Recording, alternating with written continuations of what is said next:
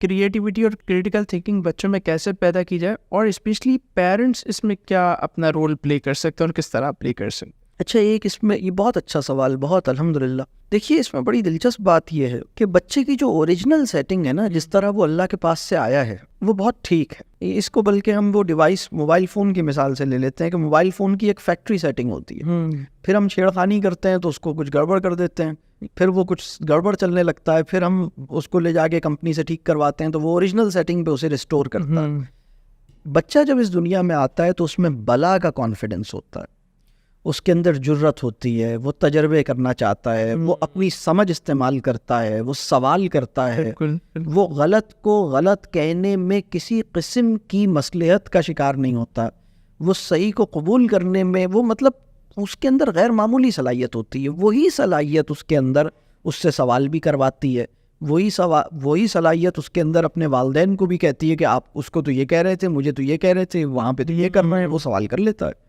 اور وہی صلاحیت اس کے اندر کریٹیوٹی بھی پیدا کرتی ہے. ماریا مونٹیسری نے ایک اپنی کتاب میں کہیں ذکر کیا ہے، انٹیلیجنس آف لو.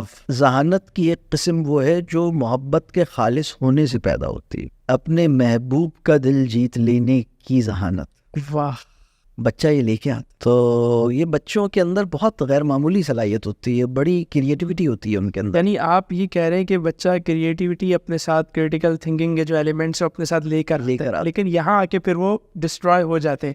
تو اب سر یہی میں چاہ رہا ہوں، اب یہی بتائیں نا کہ ماں باپ اس کو کیسے برقرار رکھ سکتے ہیں. ہاں، بس ایک تو یہ کہ اسکول اور والدین دونوں مل کے بچے کا ستیہ ناش کرتے ہیں. مجھے ایک جگہ کسی نے پوچھا کہ بھائی ہم بچوں کو کیا کریں، تو میں نے کہا بھائی جس طرح کے اسکول اور جس طرح کے والدین ہیں ان سے بچاؤ، مطلب محفوظ رکھو، یا ان کو ٹھیک کر لو یا ان سے محفوظ رکھو.